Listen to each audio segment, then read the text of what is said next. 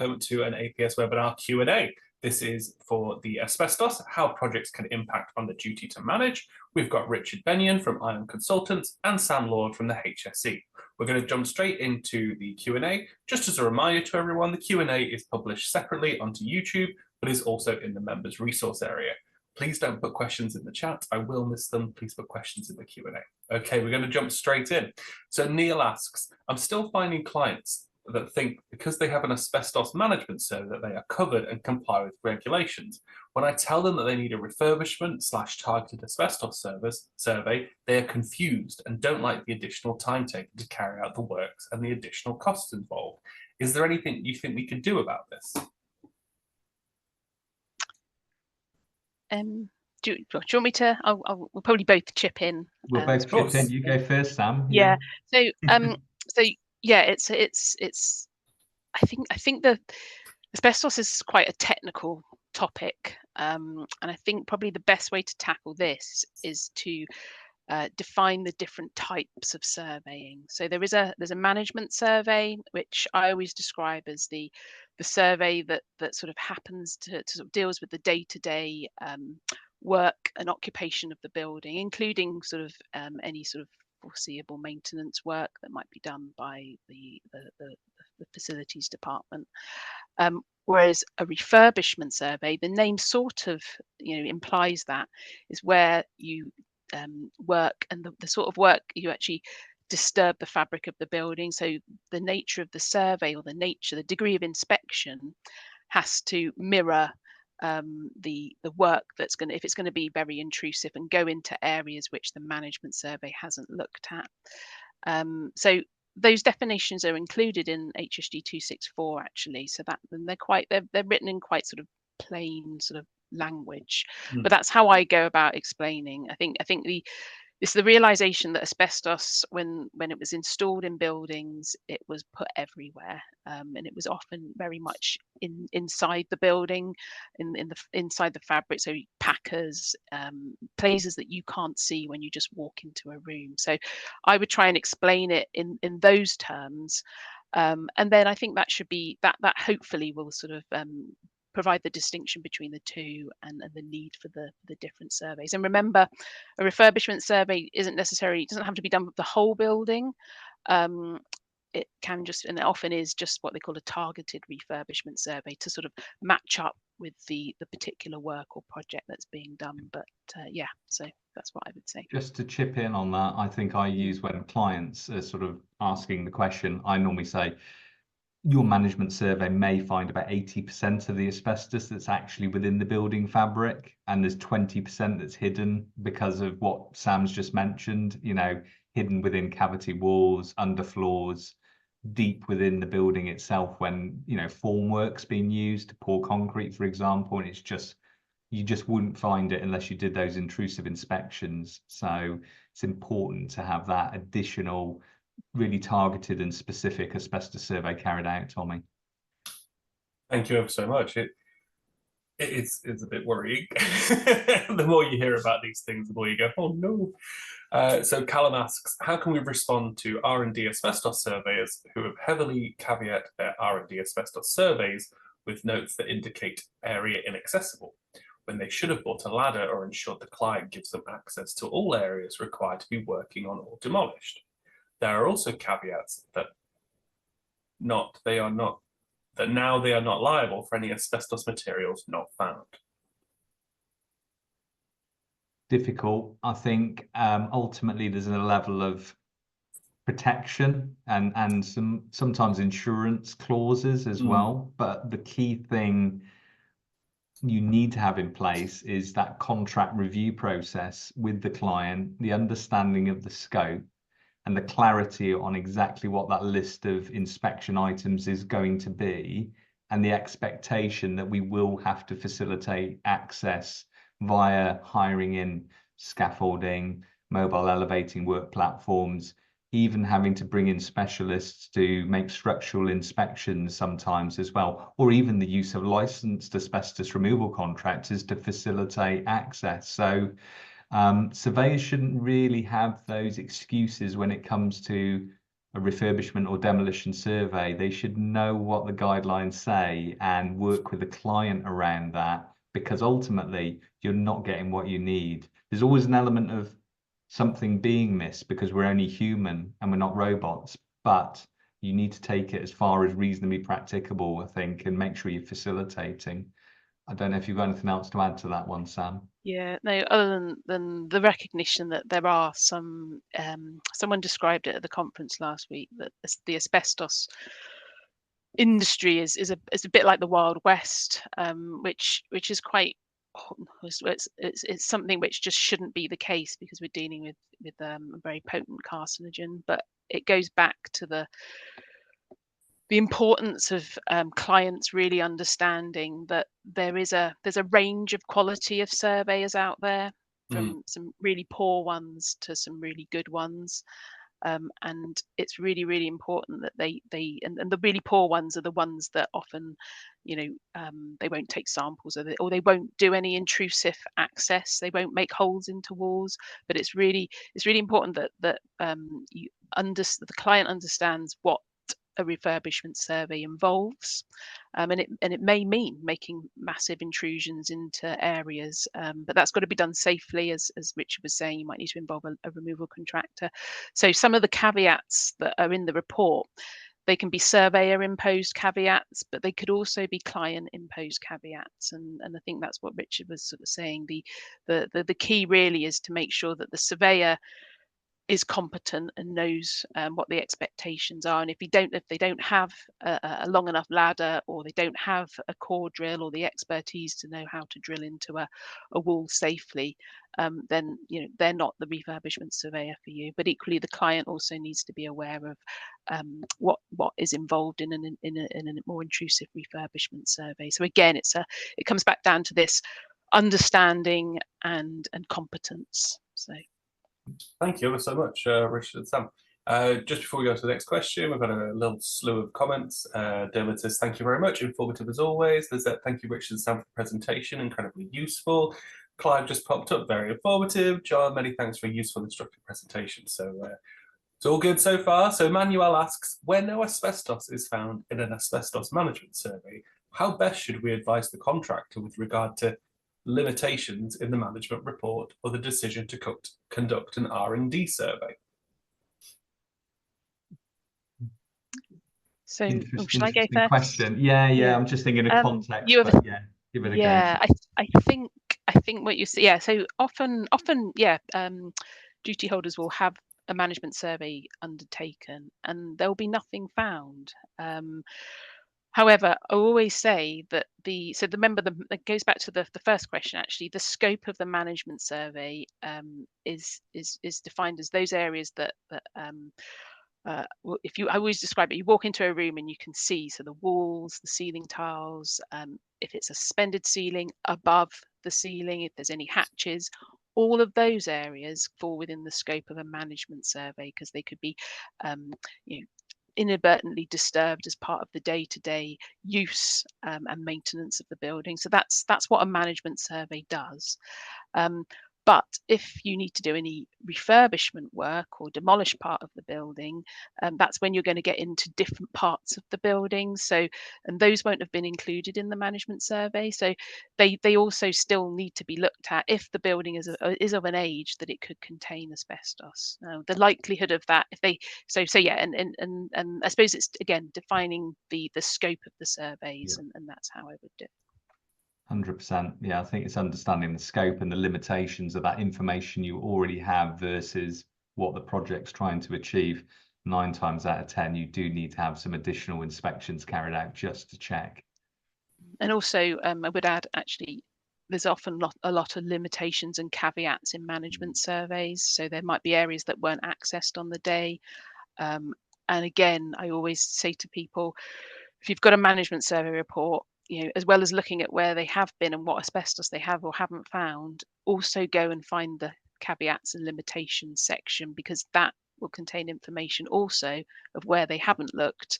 And that also needs to be recognised, as well as so just a sort of a warning there as well. I think I was alluding to you might need another survey carrying out at some point in the project to mop up those issues as well. So, yeah. Thank you ever so much. Lizette asks, if a subcontractor had accidentally drilled through an asbestos insulating board panel placed as a door top panel, does the principal contractor need to report this as a riddle or dangerous occurrence?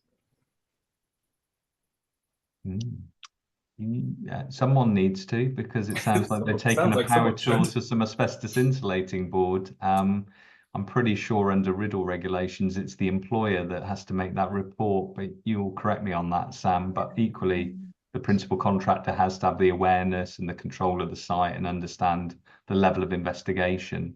And chances are there'll be a dual inspection and investigation carried out anyway. Yeah, riddle's not my area. I don't want to say anything that might be incorrect, but you did put that FAQ link, didn't you? Yeah. In the It comes presentation. under Schedule 2 of riddle regulation, Yeah. for exposure to a dangerous substance, and there's a really good FAQ on that. And Yeah, I've looked at it quite a few times. I'm 99% sure it says the employer. So the subcontractor, the employer takes control, but the principal contractor has obviously got a very much vested interest in that and will have oversight and may carry out their own independent check and all the other good stuff that a main contractor will do to keep a safe site. Thank you so much. James asked a question for Sam in particular. So I think this is a HSE question. CDM began in April 1995 with planning supervisor. Regs changed in 2007. We had the CDM coordinator, changed again in 2015 to the principal designer. The asbestos regulations have also been revised. So why, after all these years, are we still seeing 5,000 deaths? What are we doing wrong? Do we need more stringent rules or higher fines from the HSE? So yeah, this is a good question, James. Big question. It's a big question. I would so what I first would say is that as you know, asbestos related disease, and particularly the sort of the cancers, they have what's called a latency period from sort of first exposure or exposure. So a lot of the deaths, and those of you that are interested, we have HSE statistic reports published every year that track the numbers, and that's where the 5,000 comes from. But if you actually you dive into some of that data, the ages of people that are dying they're all predominantly over 75. So they were all exposed when we were manufacturing and installing asbestos in the 70s. And early 80s, when our legislation actually wasn't what it was today, or even going back to some of the years you were referring to. So that's just the first observation on it's not like an acute thing like Legionnaire's disease where you get exposed last week and you get the disease this week. So that's that observation. But we mustn't be complacent, and that's why we've got those campaigns to make sure that we keep the asbestos sort of very much front and center of anyone that's working on buildings or in buildings. So that is what we're doing in terms of making awareness. Just a quick note on fines. HSE doesn't set the fines. We have something called a sentencing guidelines, which is set by Sentencing Council, I believe. So that's completely, it's irrelevant in terms of it's independent, I guess, of HSE's sort of remit. But that obviously depends on the amount of money the company has and such like. So there's a little bit of not that's an excuse, but that's just the way it is. But hopefully you will have seen. But we are very much, asbestos is very much a hot topic, very prioritised topic in HSE at the minute, and it will continue to be. So so there is stuff being done. So yeah, hopefully that will. Brilliant. Well, it's very good to hear and very reassuring. Yeah, which is why I'm here today, actually. So again, thank you for joining us. Are we okay if I close the questions? We've got 5 more. If we do a bit of a quick fire, would that be okay? Let's give it a go, yep. Tom. Yeah, fantastic. Quick fire, yeah. I'm so sorry, everyone. I'm going to have to close the questions just because we're at 1 o'clock. Again, if you are unable to stay, please feel free to watch this when it comes up on YouTube. So Chris asks, why is asbestos/asbestos management not communicated more on national TV or radio? Is it because of funding, or is it just that we don't want to alarm people? So yeah, I've always wanted adverts, but I guess what and I sort of alluded to it earlier. A lot of the people these days are online on social media, so we are actually we've moved away from pamphlets or radio adverts. We're sort of very much gone onto the online platform for that. So yeah, just because that's where a lot of people will look. In addition, not everyone, but the people that certainly the younger people that probably do need to be made aware are. So yeah, and yeah. Resident young person here. Alan asks, how confident can we be that structures built after 1999 do not contain ACMs? There's an element of confidence, but I wouldn't be 100% because you've still got a period where I think asbestos was prohibited in November 1999 off the top of my head. So the year 2000 is used as a cut-off date. But there's always a chance, and I don't really want to alarm people here, but there was still consumable items like gaskets that were still in the back of vans and being used up maybe for a period of time. So checks and balances are always needed. I've added a level of uncertainty there now, haven't I? But yeah, the prohibition dates are good cut-off points to give an indication. But I think, the year 2000 is the sort of cut-off point from there shouldn't have been anything installed in buildings built from that point. So health and safety files, etc., plans, specifications should state we didn't use asbestos-containing materials.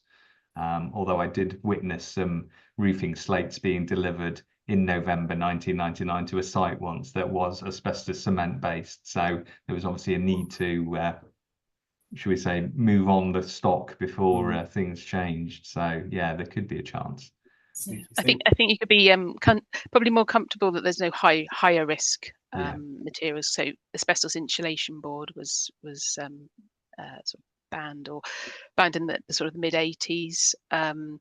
So the stuff that was still, it was mainly chrysotile products, and as Richard said, so the risk profile of a post 99 building won't be anything like the risk profile of a 60s 70s build. But yeah, still need to be alert for the reasons Richard Bennion. But that doesn't necessarily. Do you know what? I read your name, Richard. That's why I said it in whole. So are we calling each other by our full names now? No, when you look at something and you say it. But certainly you don't need to. Sometimes we get asked, do you need to do an asbestos management survey for post 2000 builds, and that is not necessary. But if you've got any suspicions of something, always get it sampled if Brilliant. We'll go to the final three questions then. Sorry, I'm not very good at quickfire. No, it's been noted, but that's fine. I'd prefer a fuller answer, so this is great. And I think everyone appreciates it, so thank you ever so much, Sam. Trevor says, does an asbestos surveyor have to make good any damage to the building fabric and demonstrate that the building is safe for reoccupancy after an R&D survey?